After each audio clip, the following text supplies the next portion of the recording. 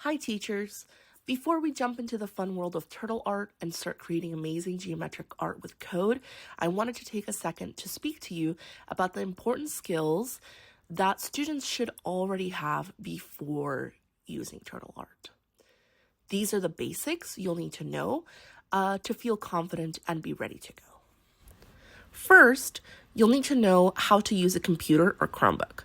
That means you should feel comfortable with things like using a mouse or trackpad to click, drag, and drop, typing using a keyboard, opening and using web browsers like Chrome, Firefox, or Safari, and navigating to a website by typing a URL. You can sometimes get away with copy pasting and sending a link to your students to bypass this, but Turtle Art is an online tool, so knowing how to open it in a browser and how to switch between tabs is really helpful.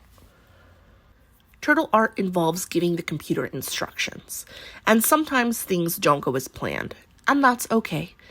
It really helps if your students can follow multi-step directions, stay calm and try different solutions when something doesn't work out, and read instructions carefully and ask questions when you're not sure.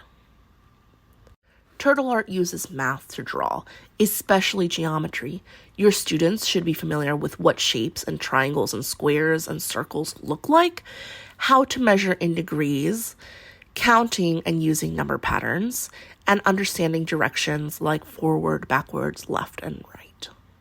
You'll be using blocks that have text on them, so it's really helpful if they can read short instructions or tooltips, type short names or labels for your design, and understand simple words like repeat, angle, and forward.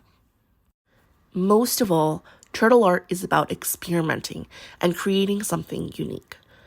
So bring your imagination. There are no wrong answers when you're exploring and learning.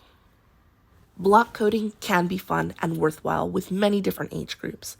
These videos focus on how to use the blocks to create a successful program.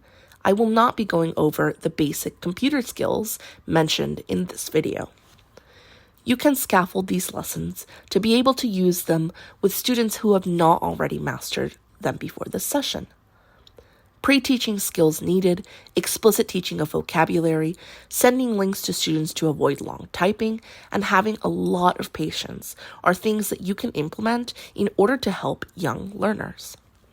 There are also other block-based programs like Scratch Junior that do not use written commands to make code. This is especially helpful with young students that struggle to read.